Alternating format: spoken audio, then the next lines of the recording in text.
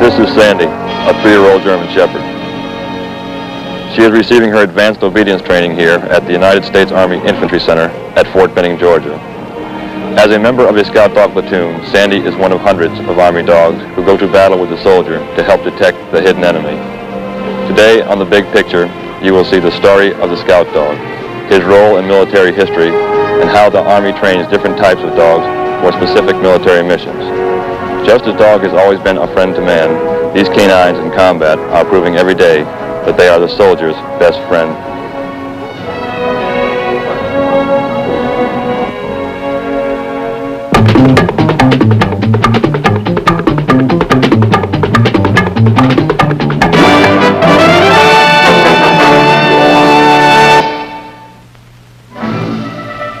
To detect the presence of an enemy, to obtain warning of impending attack, the United States Army uses the most sophisticated detection devices that modern science can provide. A much less heralded but equally significant method of detection is through the use of man's best friend.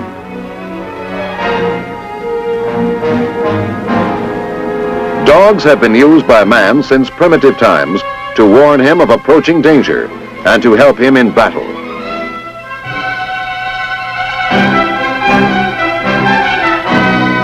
Though dogs were employed by both Allied forces and Germany in the First World War, it was not until World War II that the United States Army used organized dog units to support combat operations. The Army, employing various breeds, trained dogs essentially for scout, sentry, and messenger duties.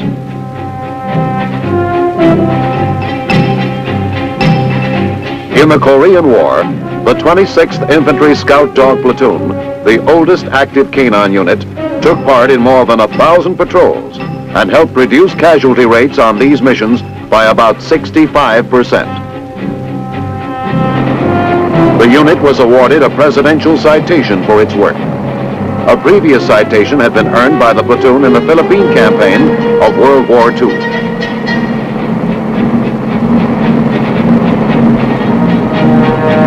Army dogs have served with United States troops wherever their assignment has taken them, from Greenland to Japan, from Hawaii to Germany. Today, the training of dogs for military purposes has taken on new complexity and sophistication. The Scout Dog School at Fort Benning, Georgia, is one of several Army establishments which trains dogs for specific missions.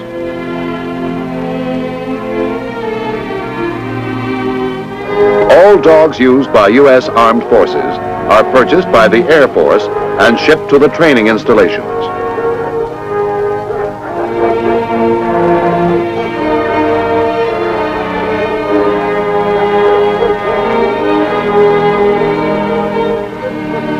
These German Shepherds are in various stages of training as scout dogs.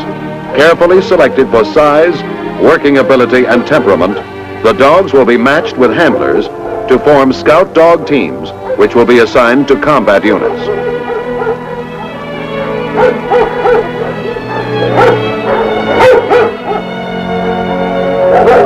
Dog handlers are carefully chosen and given thorough orientation in the mission and methods of the Scout Dog Platoon.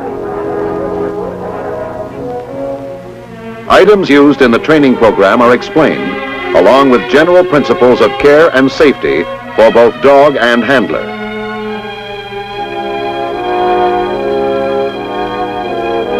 The basic requirement for an Army dog handler is the same as that for any good dog owner: a love for the animal. Before formal training begins, dog and man get acquainted. Because the dog will normally work with the same handler for a long period of time, it is important that they get to know each other from the beginning.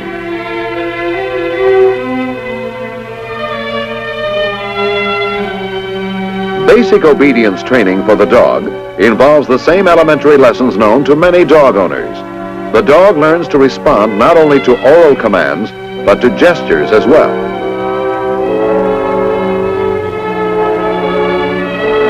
Failure is met with a disapproving reaction from the handler.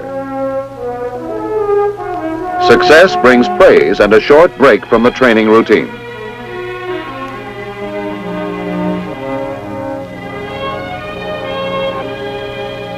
During the early stages of training, the dogs are carefully observed for any instinctive traits that might interfere with their mission. Only those animals who shape up to the strict discipline required of dogs in combat are allowed to proceed with their training.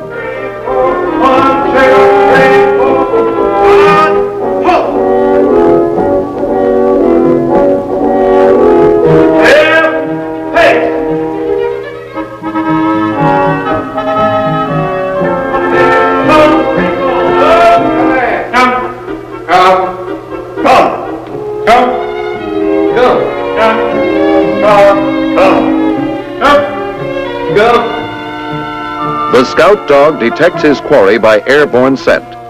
Because there may be livestock in the combat area, the dog must be taught to discriminate between animal and human scent.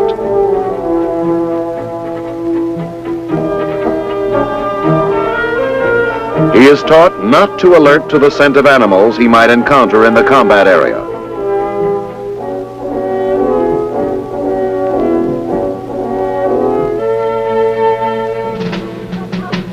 After 2 weeks of general orientation and basic obedience training, man and dog move out to the field for the next 10 weeks. Here they will get down to the serious business of learning how to scout for the enemy's presence.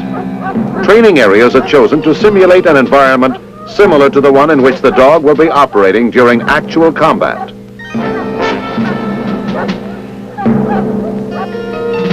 When the handler puts the harness on his dog, the animal knows he must begin to scout.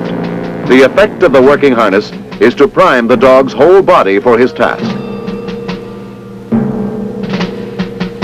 Dog and handler prepare to move out on a patrol. Enemy personnel have been placed in the area through which the patrol is about to move. The dog is attempting to locate them.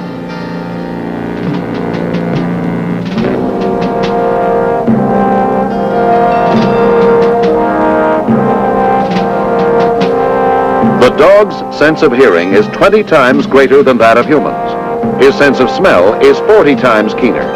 He cannot, of course, determine whether the scent he is getting is friend or foe.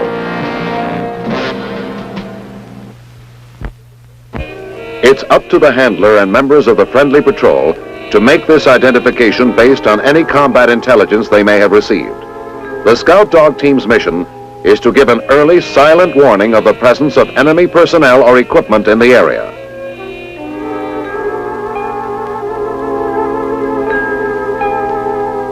Already familiar with the scent of his handler and members of the patrol, the scout dog in combat will alert only to any new scent.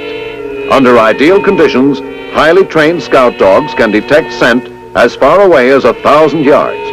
The dog is taught to work silently so that the enemy will have no warning of his presence. Everything animate or inanimate has its own distinctive scent, and the scout dog may alert to the scent of hazardous objects set by the enemy as traps for our soldiers.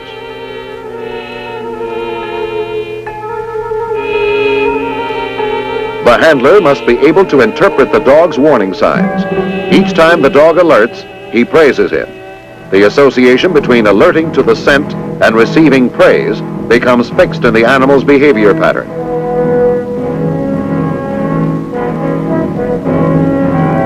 The handler interprets the dog's warning signal for the patrol leader so that he may take appropriate action.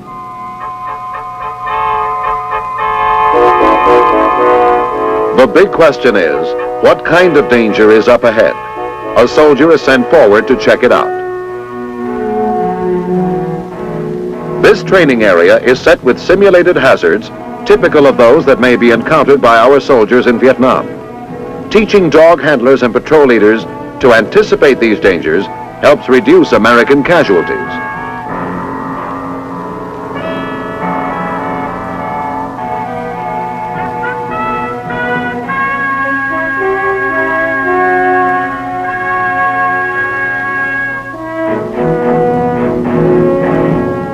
The dog's greatest reward is always approval and praise from his handler. After a hard day's work, it's chow time. Feeding the approximately 300 dogs at the Scout Dog School takes some doing. The total consumption of dog food at the school is 600 pounds of dry meal and 300 pounds of meat a day. Separate diets are arranged for dogs with special feeding requirements. Through these doors pass the best cared for canines in the world. When a dog has to go on sick call, he usually winds up here at the clinic. A licensed veterinarian and a vet technician provide all necessary medical aid for the animals. Laboratory tests too at no extra charge. An operating room is fully equipped with whatever it takes to keep Uncle Sam's four-footed helpers healthy and active.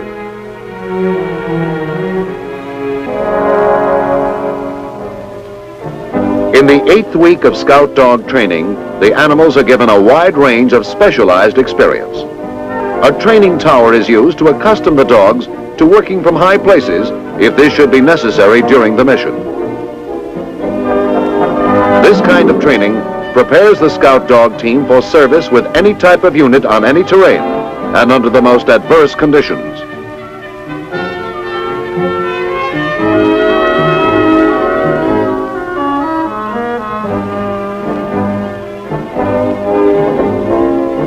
At the end of the 12-week course, the dog handlers receive certificates indicating their successful completion of the training program.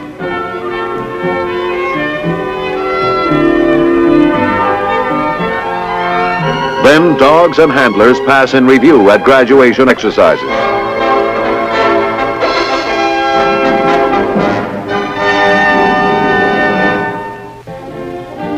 At Fort Gordon, Georgia, another important canine training center, the tracker dog program employs a different technique for hunting down the enemy.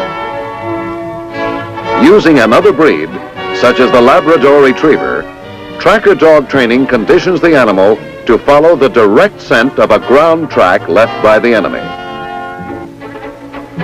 While the Scout Dog picks up only a foreign scent that tells him humans are in the area, the tracker dog will follow the specific scent of one individual member of the enemy party.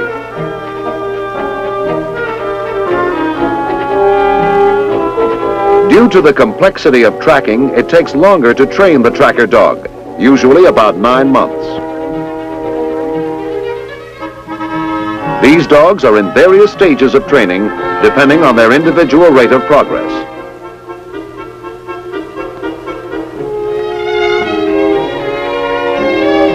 In basic tracker dog training, a soldier simulating the enemy is sent into the woods.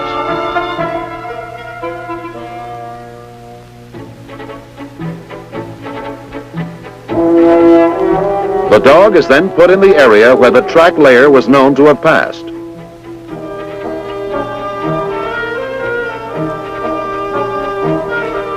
He does not need an article of clothing or something that has been in contact with his quarry in order to start tracking.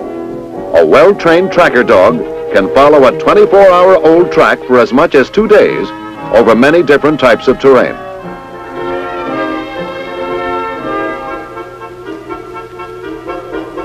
As the scent of the track gets stronger, the dog will react, often by straining vigorously at his leash. This will alert the handler that the track is fresher and the enemy nearer.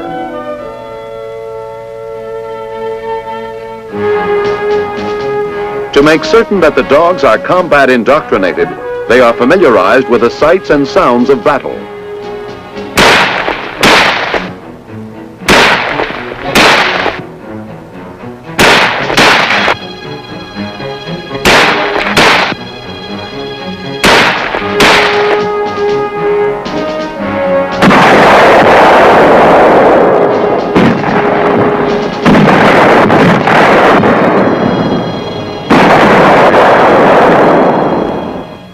tracker training project also uses human visual trackers in conjunction with the dogs.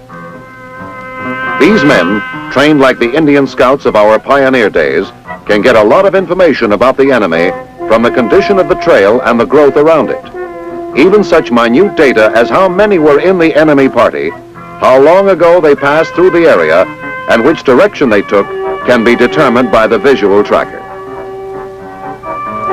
When the trail can no longer be followed by signs, he returns to the combat tracker team and the use of the tracker dog may be called for. The tracker team consists of 5 highly trained and skilled individuals. They are the visual tracker, the cover man responsible for the tracker's safety, the radio operator, and the team leader, all of whom are trained visual trackers. And of course, the handler and his dog, used here as the rear guard of the team. In this problem, enacted as part of the training program, a tracker team moves into the woods.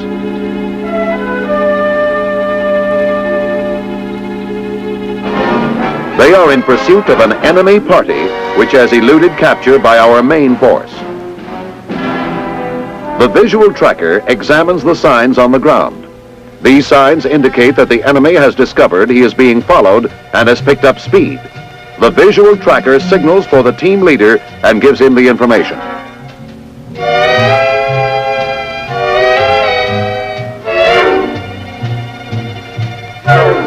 The team leader has decided to use the tracker dog to speed up pursuit of the enemy.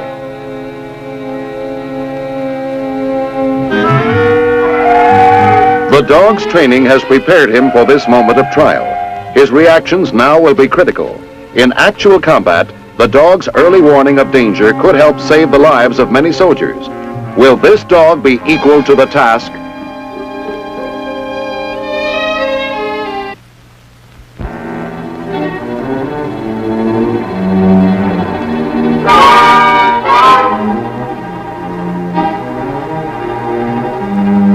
It is a strange pursuit. Man and animal absorbed in one objective. Find the hidden danger and eliminate it.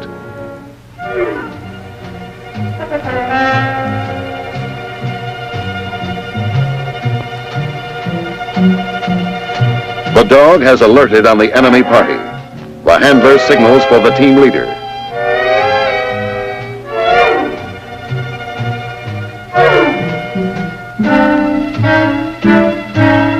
Now the leader must decide what type of support will be needed to handle the job.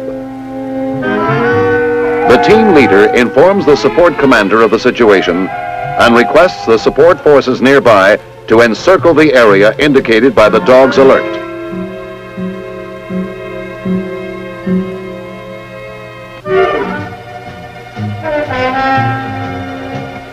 Whether the team mission is direct contact with the enemy or merely gathering reconnaissance information, the dog accomplishes his assignment.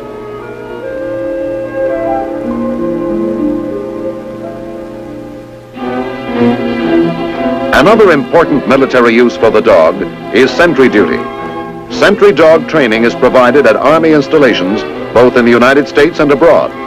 At Fort Gordon, orientation in sentry dog handling is given to members of military police units.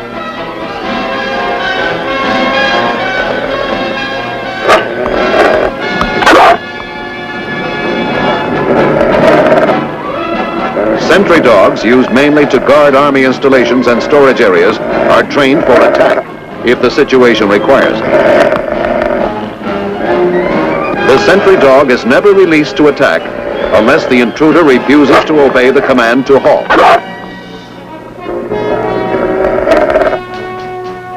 At the Army Sentry Dog Training School on Okinawa, a 6-week course emphasizes the training of replacement sentry dog and handler teams for duty in Vietnam.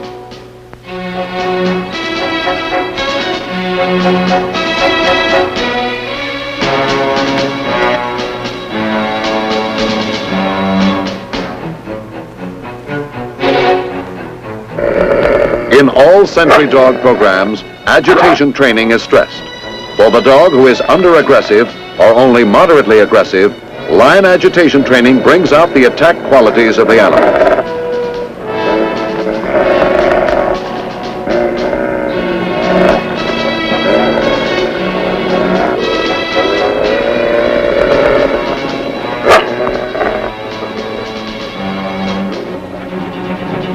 From training programs at the various U.S. Army installations, Army dogs are airlifted to their assignment. At this air base in Vietnam, they are transferred to trucks for the trip to a dog training detachment where they will receive additional conditioning.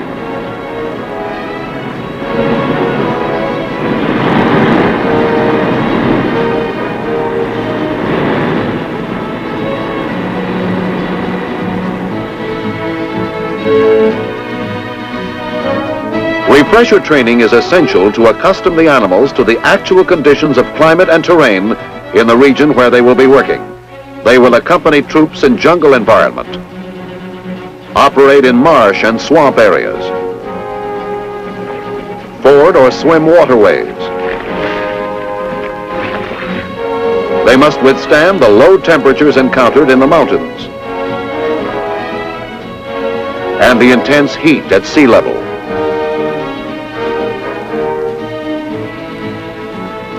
The dogs become easily accustomed to the varied means of transport required for troop movement.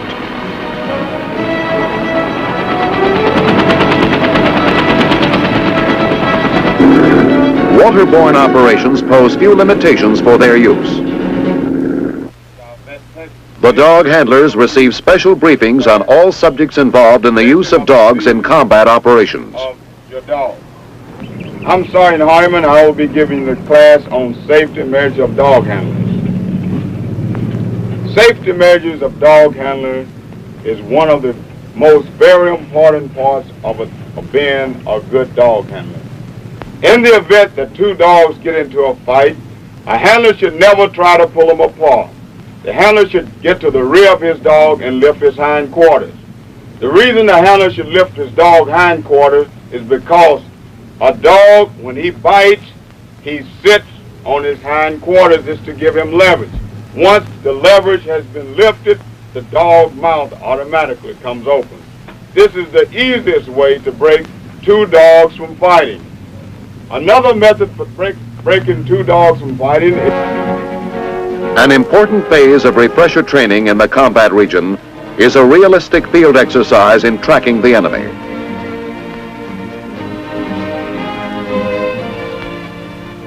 Next man, Wilson. I want you to go out there about 200 meters where that big bush is. Place yourself there. Be sure you cover yourself well. Conceal yourself so the dog team cannot see you. Next man, Shepard. I want you to follow the trail all the way out. Go back out to the outer part where we were yesterday and off to the right.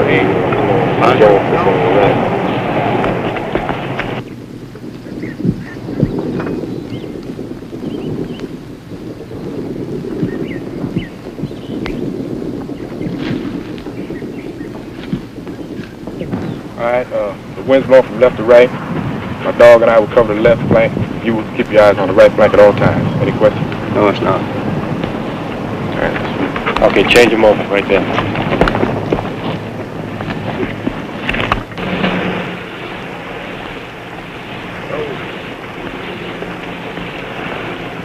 Okay, as soon as you cross the stream, follow the path and start scouting your dog.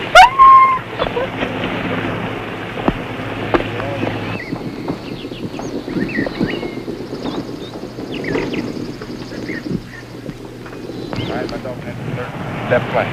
Check it out. Easy. Easy. Easy.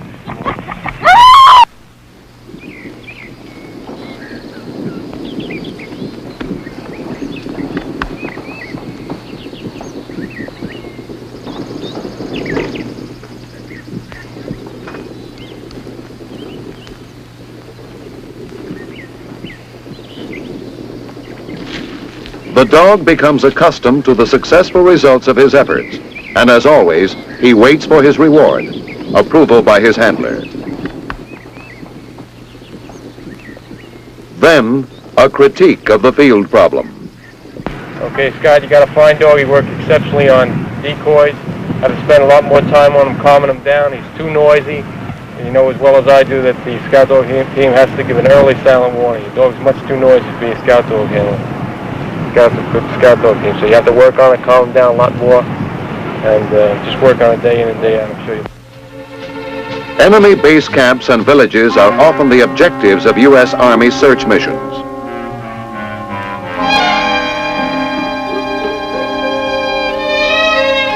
The villages provide effective hiding places for the enemy.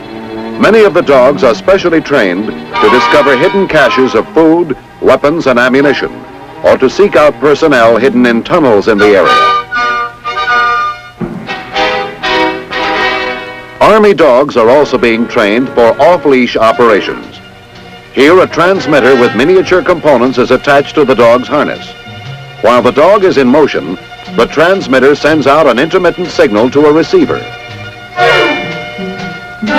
The receiver is either carried by the handler or worn in his headgear.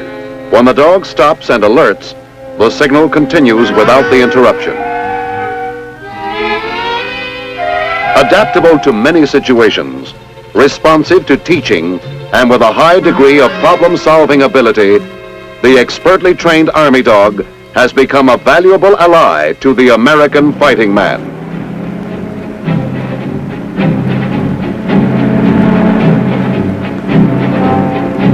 Those of us who work with the Army dog, in training and in combat, know just how much of a friend he can be. More and more of these animals are being trained in a widening range of Army tracking and scouting skills. One thing is for sure, while the Army is not going to the dogs are most certainly going to the Army.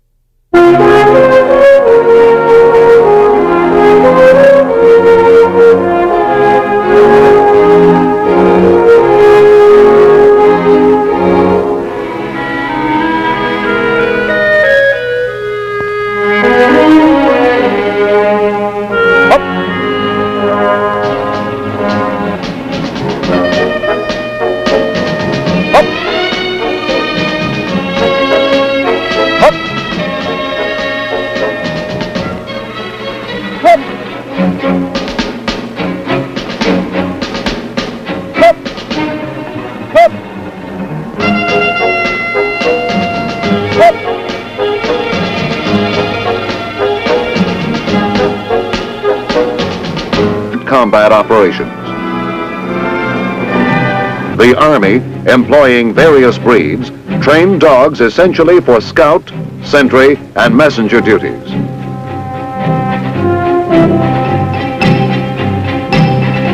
In the Korean War, the 26th Infantry Scout Dog Platoon, the oldest active canine unit, took part in more than 1,000 patrols and helped reduce casualty rates on these missions by about 65%.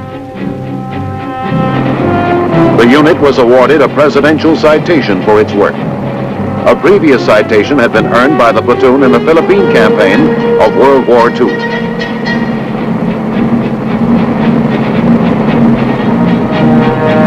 Army dogs have served with United States troops wherever they're... This is Sandy, a 3-year-old German Shepherd. She is receiving her advanced obedience training here at the United States Army Infantry Center at Fort Benning, Georgia. As a member of a scout dog platoon, Sandy is one of hundreds of Army dogs who go to battle with the soldier to help detect the hidden enemy. Today, on The Big Picture, you will see the story of the scout dog, his role in military history, and how the Army trains different types of dogs for specific military missions. Just as dog has always been a friend to man, these canines in combat are proving every day that they are the soldier's best friend.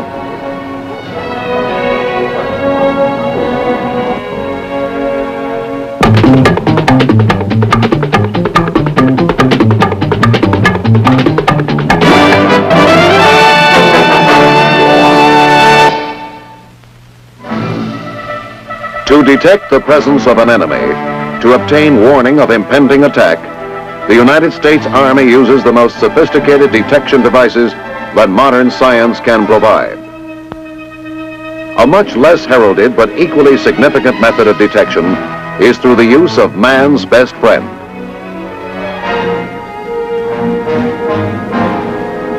Dogs have been used by man since primitive times to warn him of approaching danger and to help him in battle.